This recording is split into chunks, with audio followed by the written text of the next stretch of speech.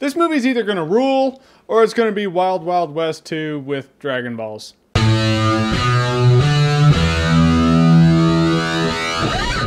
Jonah Hex. Or Wild Wild Hex.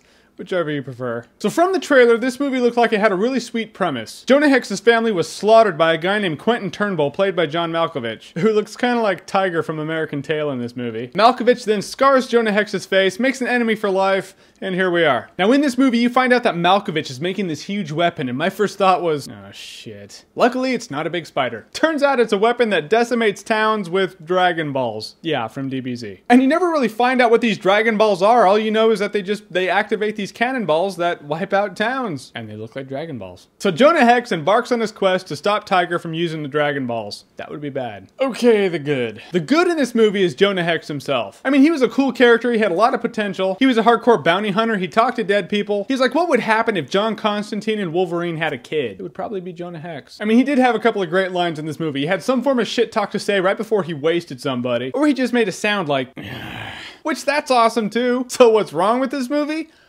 Everything else? I mean, to be honest, and I don't know if this actually happened, but this movie feels like it was filmed to be rated R, and then after it was already filmed, it was decided that it was going to be PG-13. So then they scrambled to edit this rated R movie to be PG-13. So then we have this movie that feels like this edited for television version of a movie, with choppy cuts and really quick edited death scenes, and a runtime of, get this shit, 75 minutes. I mean, when an episode of Star Trek The Next Generation is a mere 15 minutes shorter than your movie, something's not right with the world. And Megan Fox, okay. I know it's the in thing to bash Megan Fox. We all do it a lot. Shit, I can't do it enough. But whenever I see a movie with her in it, I'm reminded as to why. Granted, she is awesome to look at. I mean, she is way too hot. That being said, she's not a great actress. She's not a good actress. She's not even kind of okay on the weekends. I mean, her southern accent sounds like phone sex voice. Watch the trailer, you'll see. I swear to God, all 3 scenes she was in, I felt like I had to pay $4.98 a minute for each of them, which would explain why ticket prices are so high. Damn you, Megan Fox. She does not matter in this movie. There's no reason for her to be in this movie, but then I realized there's no reason for the rest of the supporting cast to be in there either. It's a movie of useless people. This movie feels rushed and choppy. It's like everyone who worked on it didn't give a shit to make a decent movie. So do not give them your money. Go watch Toy Story. If Woody doesn't give you your Western fix,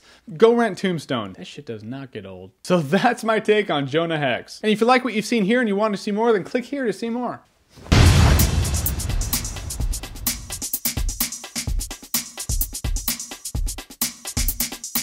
I'm totally gonna start doing that when people say my name now. Hey, Jeremy.